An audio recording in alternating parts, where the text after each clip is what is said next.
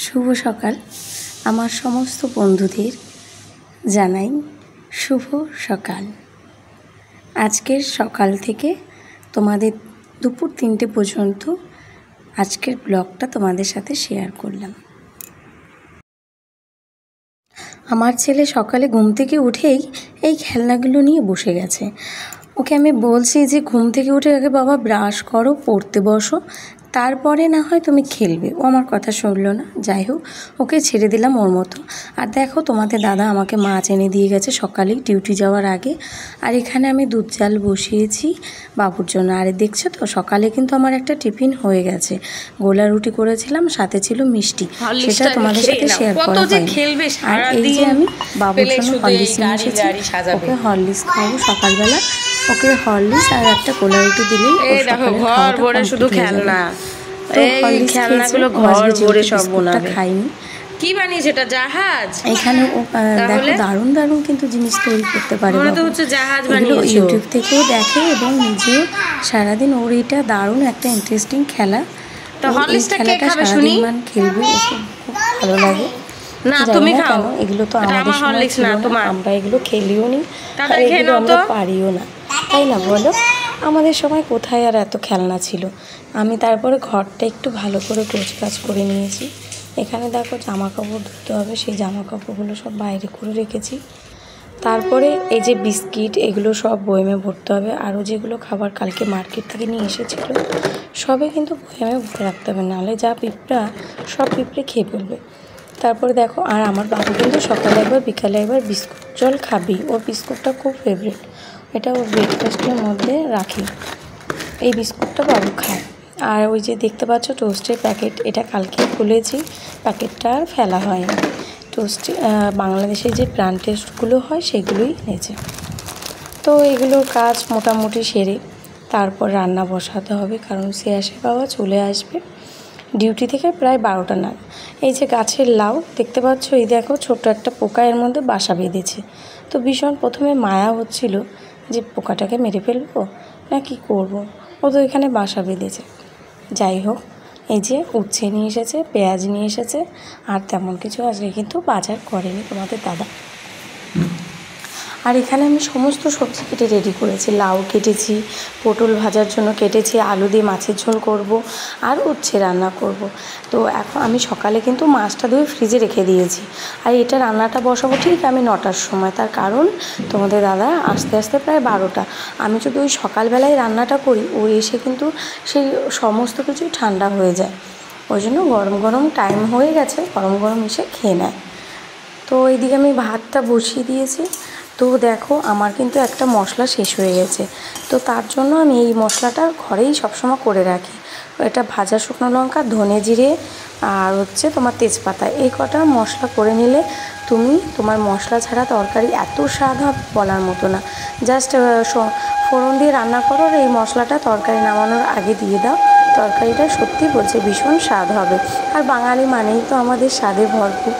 তো তারপরে দেখো, লঙ্কাগুলো বেছে আমি এইভাবে ঝুড়িতে রেখে দেবো, তারপরে ফ্রিজে রেখে দিই। তার কারণ লঙ্কাগুলো বোটা ছাড়িয়ে রাখলে অনেক দিন লঙ্কাগুলো ভালো থাকে। তারপর আমার যত সবজি আছে সব সবজিগুলো আমি ফ্রিজে ক্যারিতে করে আটকে রেখে দিয়েছি। এইদিকে ভাতটাও মারগালা হয়ে গেছে, ভাতটা এবার টেবিলে রেখে দেবো। মাছ ভাজাও এদিকে হয়ে গেছে।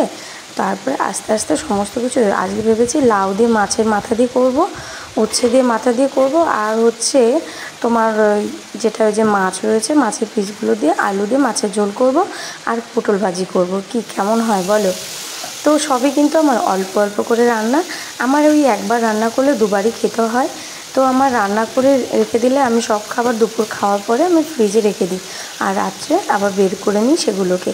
তো এখানে মাছ ভাজা প্রায় হয়ে এসেছে। এবার পটলটা ভাজা করব। পটলটা হলুদ লবণ দিয়ে মাখিয়ে নিচ্ছি। তোমরাও কিন্তু বলো তোমাদের সংসারের কাজে তোমরা কী কী করো।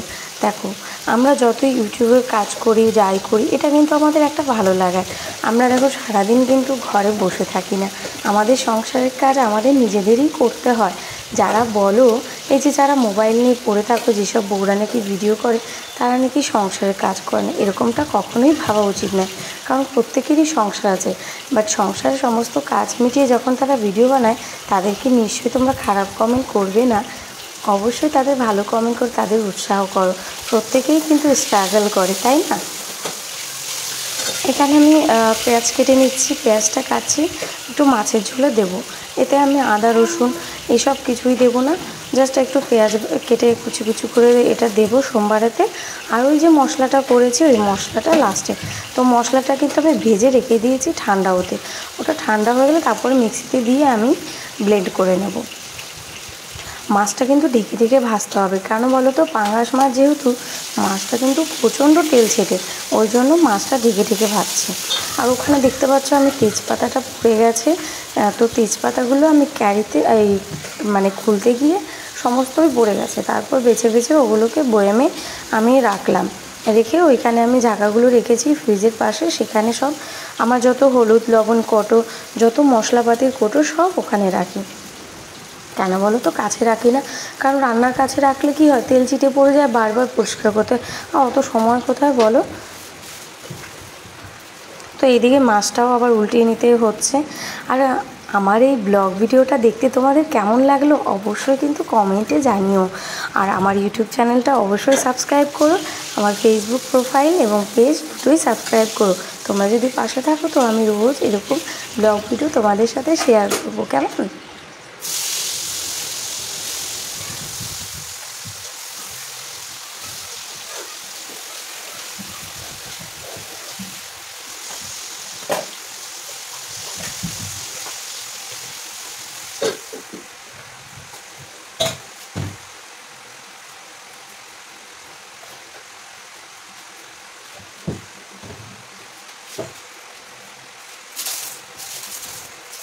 মশলাগুলো দেখতে পাচ্ছ ঠান্ডা হয়ে গেছে, তো আমি তেজপাতাগুলো হাত দিয়ে একটু গুঁড়ো করে নিলাম, কারণ ওইভাবে পাতাগুলো দিলে তো ভালো মিক্স হবে না, তাই গুঁড়ো করে মিক্সিতে সব দিয়ে দিলাম।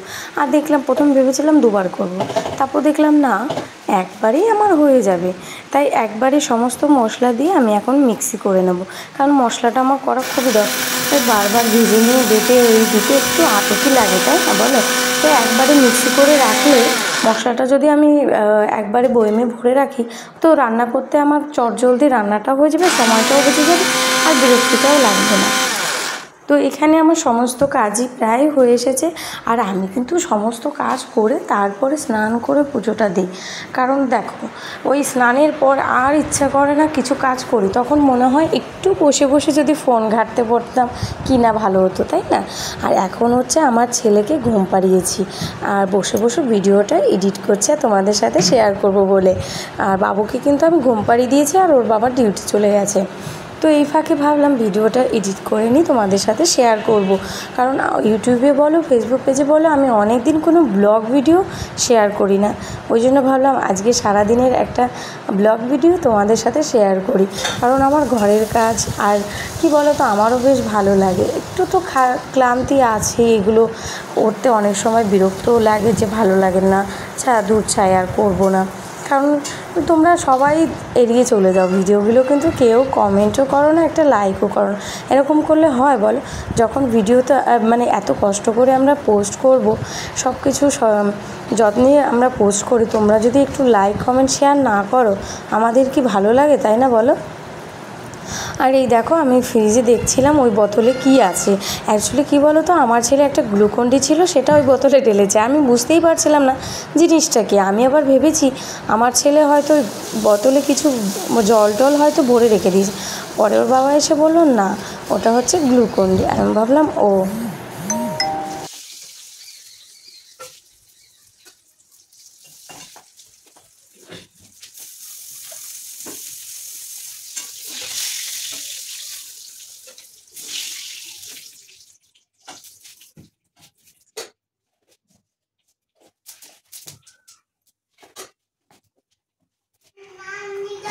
এই দেখো শ্রেয়াসের বাবা এসে কিন্তু মেঝেতে শুয়ে রয়েছে, প্রচুর ক্লান্তি করে আসে তো ওই জন্য এসে শুয়ে থাকে। আমি এইদিকে 2 কড়াইতে রান্না বসিয়ে দিয়েছি, ওইদিকে আমার রান্না হচ্ছে। এইদিকে আমি ভাবলাম জল তো ভরা নেই, খেতে দেবো তখন তো রাগারাগি করবে, জল ভরা নেই, ওই জন্য ফটাফট বোতলগুলো সব ভরে নিলাম। দেখো আমাদের একটা মেয়ের উপর পুরো সংসারের দায়িত্ব। যারা চাকরি করে তাদের জীবনটা পুরোপুরি আলাদা, তারা বাইরেটা সামলাতে গিয়ে কিন্তু বাড়িটা অতটাও সামলাতে পারে না, তাদের বাড়িতে হেল্প করার জন্য লোক রাখতে হয়। কিন্তু আমরা যে হাউসওয়াইফ আছে আমাদের কিন্তু পুরো দিকটাই সামলাতে হয়। আমরা হয়তো চাকরি করি না, কিন্তু আমাদের সংসারের যাবতীয় কাজ আমাদের নিজেদের করতে হয়, আমাদের কিন্তু হেল্প করার জন্য কেউই নেই। আর যদি তোমাদের বাড়ি থেকে দূরে থাকতে হয় তাদের তো অবস্থা বুঝতেই পারছো, সম্পূর্ণ একা হাতে। শুধু কিন্তু আমি বাজারটাই করি না, বাজারটা বলতে আমি জামা কাপড় কেনাকাটা থেকে শুরু করে সমস্ত কিছুই করি, শুধু সবজি বাজারটা আমার ভীষণ বোরিং লাগে।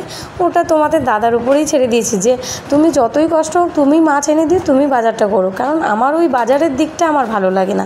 আমাকে শপিং করতে বলো সেটা আমার বেশ ভালো লাগে, কিন্তু ওই মাছ কেনা সবজি কেনা ও আমার দ্বারা হবে না। আমাকে তোমাদের দাদা অনেকবারই বলে যে তুমি গিয়ে একবার মাছ নিয়ে আসো। কী হয়, ও সকালবেলা ডিউটি চলে যায়, যার কারণে আমাদের মাছ কিনে নিয়ে আসতে পারে না। এইদিকে তোমাদের দাদা কিন্তু স্নান করে রেডি, ওকে আমি খেতে দিয়েছি, কারণ আমার স্নান করে খেতে খেতে লেট হয়ে যাবে, ওই জন্য ওকে আর বসিয়ে রাখলাম না, ও একটু রেস্ট নিতে পারবে। দেখো ও একটু রেস্ট নিচ্ছে। এদিকে বাবুকে আমি একটু হরলিক্স এনে দিলাম, আমার কিন্তু স্নান হয়ে গেছে, স্নান করে বাবুকে হরলিক্স এনে দিলাম। আর দেখতে পাচ্ছ তো আমাদের জানলাটা কত সুন্দর দেখা যাচ্ছে, জানলার ওপারে কিন্তু কিছু লতাপাতা আগাছা হয়েছে, যার জন্য দেখতে খুব সুন্দর লাগছে।